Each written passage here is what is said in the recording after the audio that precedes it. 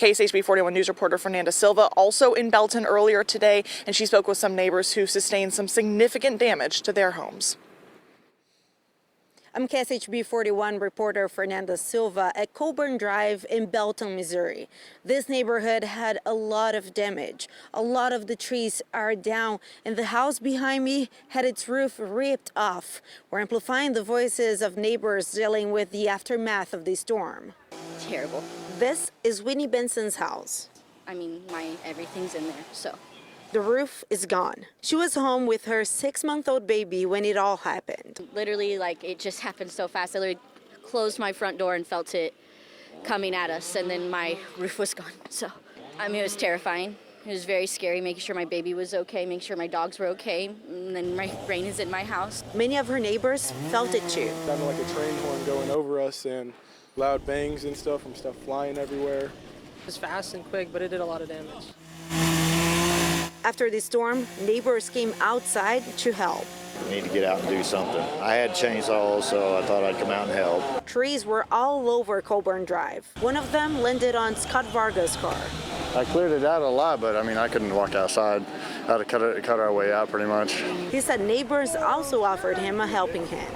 Yeah, I felt very, very helped. I had a huge amount of people that came to me. Help everybody out. It's what a community's for, Just get to work, help each other out. In Belton, Fernanda Silva, KSHB 41 News.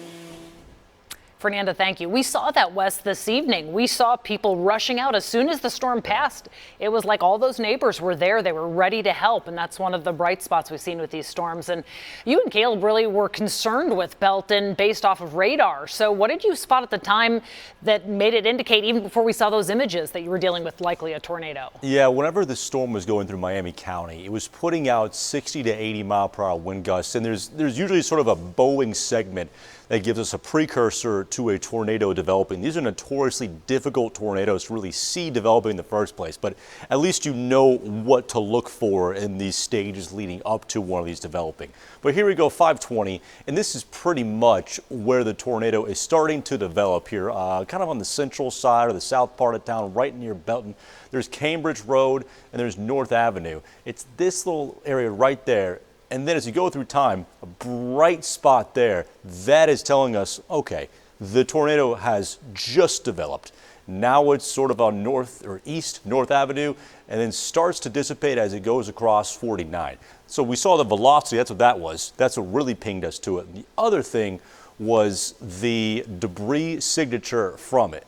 And at this point, this is when I was starting to get a little suspicious, but once we got to this right here, and we just missed it. Once we got into this right here, that's telling me that's following the storm motion. That's debris. This tornado has just gone through Belton, picked up things, and lofted it into the air. And obviously that was people's roofs, their shingles, the siding, everything. Pretty extraordinary to see that tractor trailer cab get moved into another person's yard.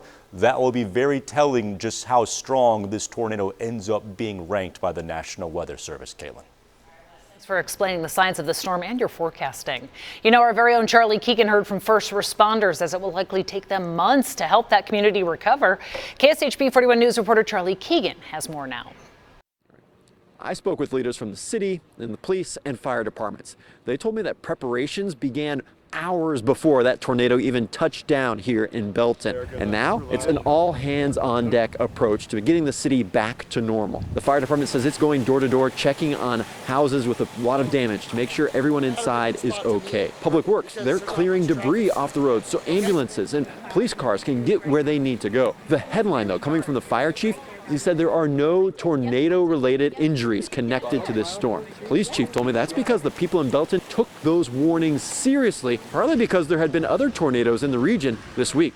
I think it was fresh that there was another more extreme event moving in behind it. And today, that's the only thing I heard, even when I ended up stopping at the local convenience store. So people already had that on their mind. They were already prepared for it.